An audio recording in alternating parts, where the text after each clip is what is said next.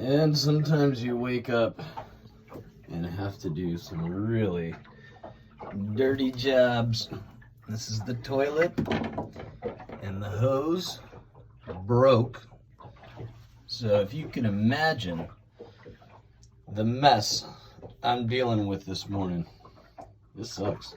Shower's view, sitting in the shower, about ready to take those two hoses off. This one's cracked, spraying all over the place.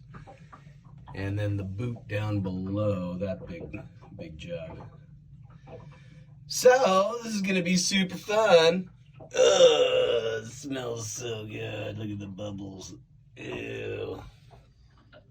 Okay, I have successfully taken those two hoses off. There's the little boot from the macerator from the toilet bowl.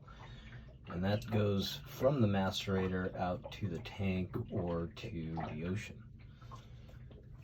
And yeah, it was pretty gross. There's the macerator.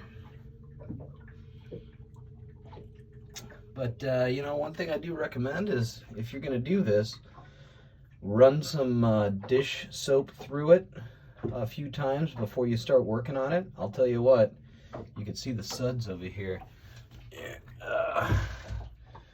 And just made it for much more pleasant experience.